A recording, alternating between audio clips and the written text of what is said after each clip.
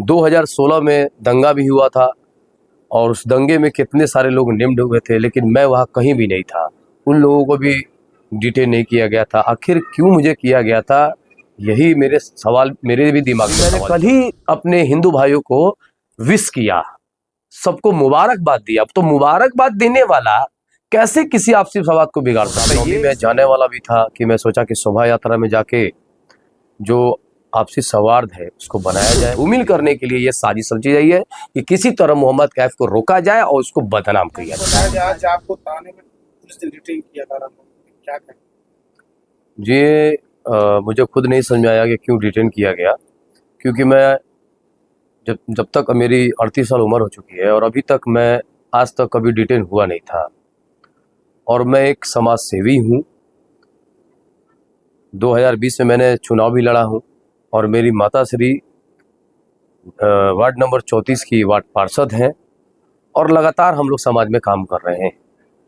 अब किस वजह से किया, और रामनवमी में जाने वाला भी था कि मैं सोचा कि शोभा यात्रा में जाके जो आपसी संवाद है उसको बनाया जाए, जो देश की हालत को देखते हुए कि कौमी एकता के प्रतीक जो हर लोग चाहते हैं कि हर कौम के लोग को आके शोभा यात्रा को और शोभा को बढ़ाया जाए। लेकिन एक चीज़ तो है कि 25 लाख आबादी है हमारे सीवान में, लेकिन मुझे ही डिटेन किया गया। अभी आप देखे होंगे कि बरहड़िया के बजरंग दल के जो सीवान के बजरंग दल के लोग हैं, कितनी अभद्र अभद्र बातें कही, अजीब अजीब बातें की, लेकिन उनको डिटेन नहीं किया जाता है। 2016 में दंगा भी हुआ था और उस दंगे में कितने सारे लोग नेम्ड हुए थे, लेकिन मैं वहाँ कहीं भी नहीं था।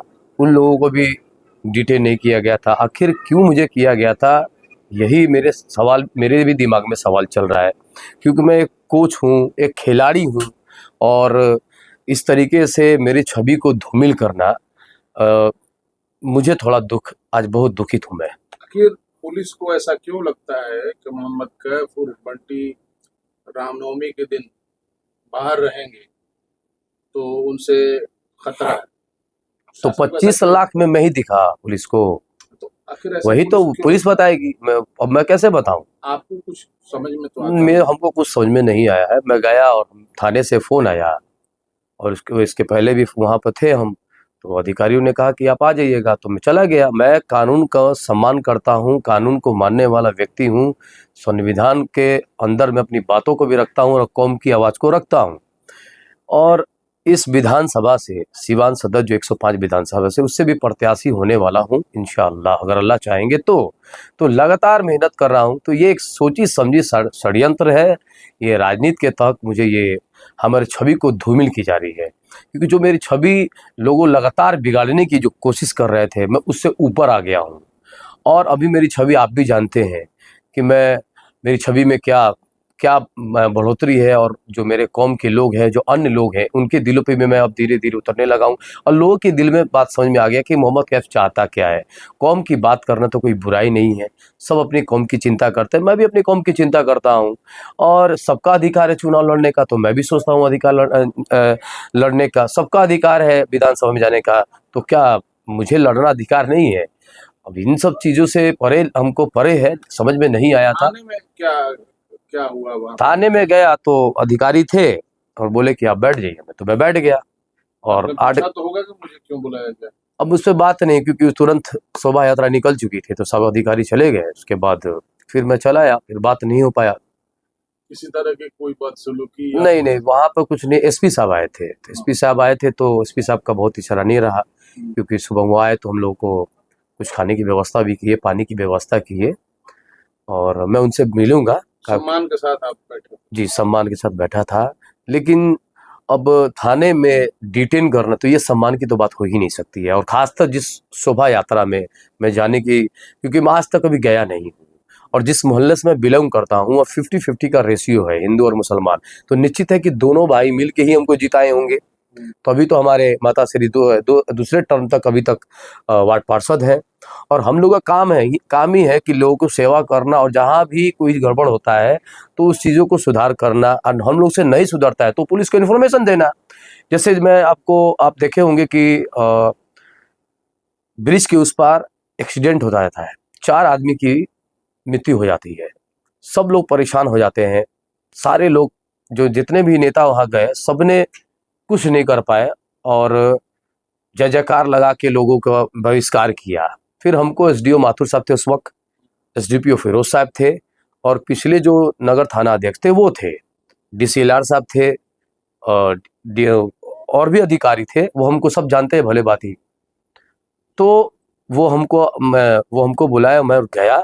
जाने के बाद अल्हम्दुलिल्लाह अल्लाह का शुक्रिया कि लोगों ने मेरी बातों को माना कि ये एक एक्सीडेंट है और आपको मुआवजा मिलेगा, आप इसको पोस्टमार्टम में लेके जाइए, रोड जाम को छोड़ाइए कि और लोगों को भी आसानी हो सकता कि एक तो हो ही गया है।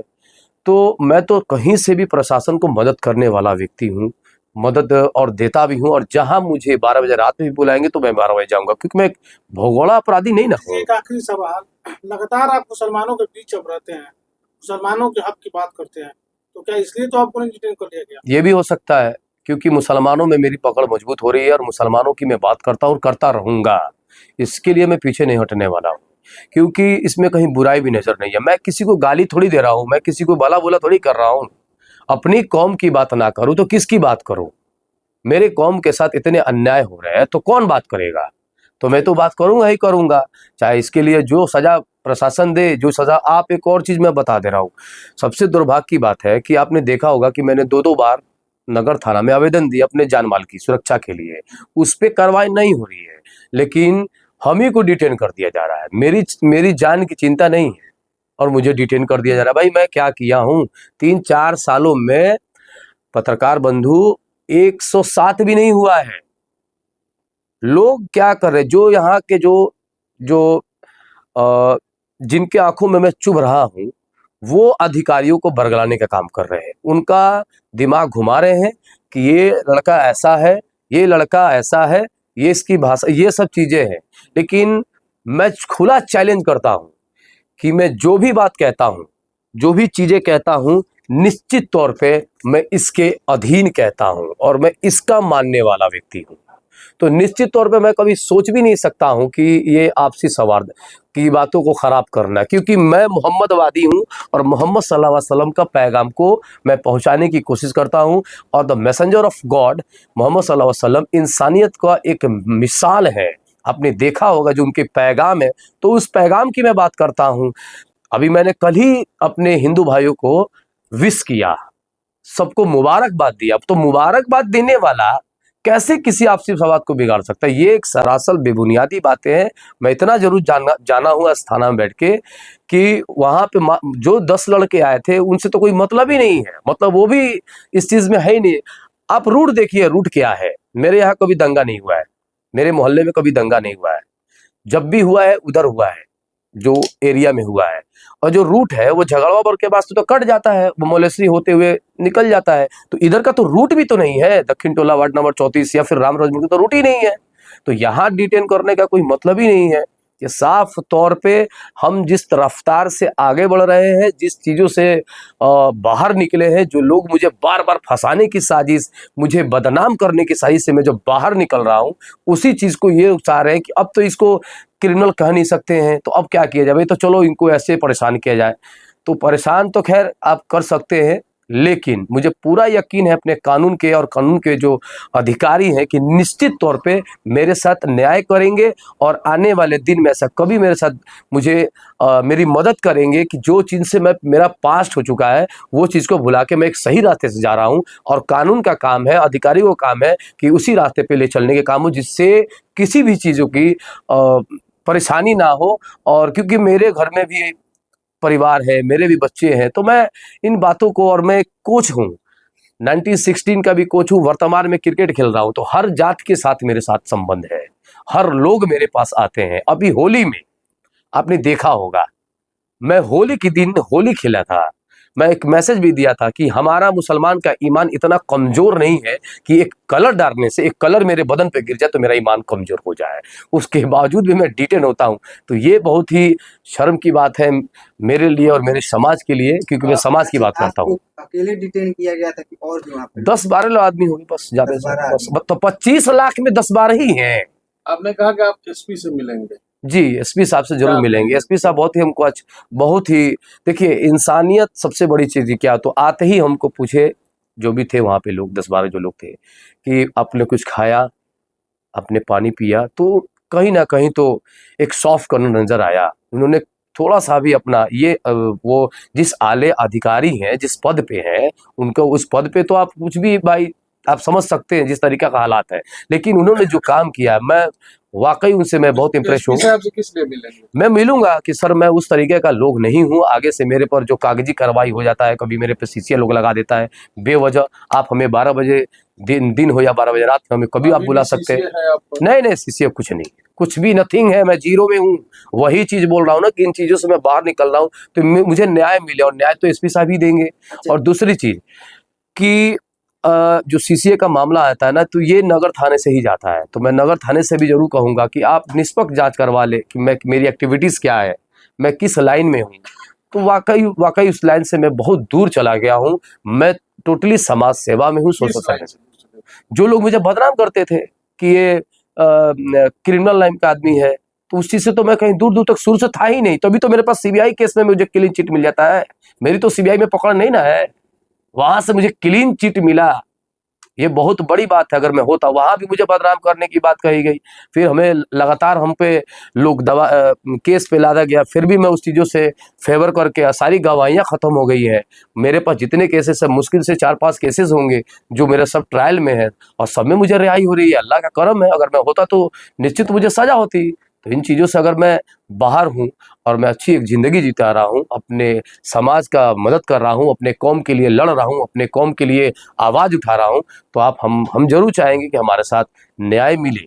वह बिल पे आपने एक बड़ा आंदोलन किया था, क्या उसी के डर से कहीं आपको डिटेन नहीं न किया गया? बिल्कुल हो सकता है कि वक्फ बिल और मेरी जो लोकप्रियता बढ़ रही है मुसलमानों में, जो मुझे लोग दिल में उतार रहे हैं कि कोई तो है जो कौम की आवाज़ दे रहा है। क्योंकि आप तो जानते हैं कि मुसलमान या सीवान में तो कोई नेता ही नहीं है, ना वो बोलते हैं ना कहीं जाते हैं, और मैं हर जगह पहुंचता हूं।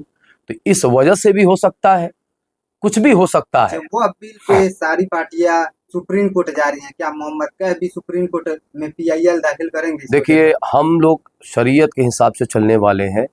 जो आपको पटना में जो भी हमारे उलेमा का आदेश होगा, मैं उनका पालन करूंगा। और बड़े बड़े लोग हैं, मैं तो एक छोटा सा अदना आदमी हूँ, कोशिश में लगा हूँ आवाज़ मेरी जाए, और सच को सच बोले, झूठ को झूठ बोलने की ताकत रखता हूँ, और इसी काम में लगा हुआ हूँ।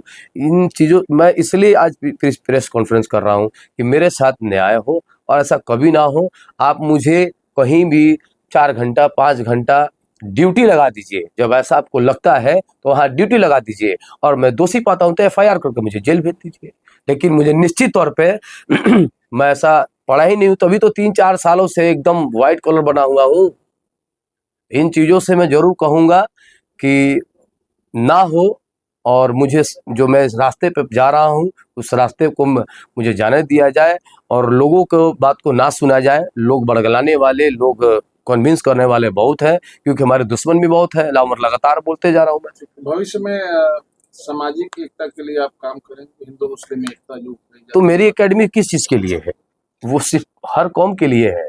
मैं अभी एक चमार का एक बच्चा, आपने देखा होगा हरदिया मोड़ पे, जब उसकी रोड एक्सीडेंट में हो जाती है तो कौन पहुंचता है? कोई हिंदू नेता तो वहां पहुंचते नहीं है। मोहम्मद कैफी पहुंच के उनको आर्थिक मदद भी देता है।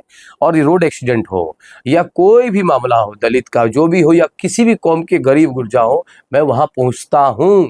और यही लोकप्रियता देके मेरे छवि को धूमिल करने के लिए ये साजिश रची गई है कि किसी तरह मोहम्मद कैफ को रोका जाए और उसको बदनाम किया जाए। कौन साजिश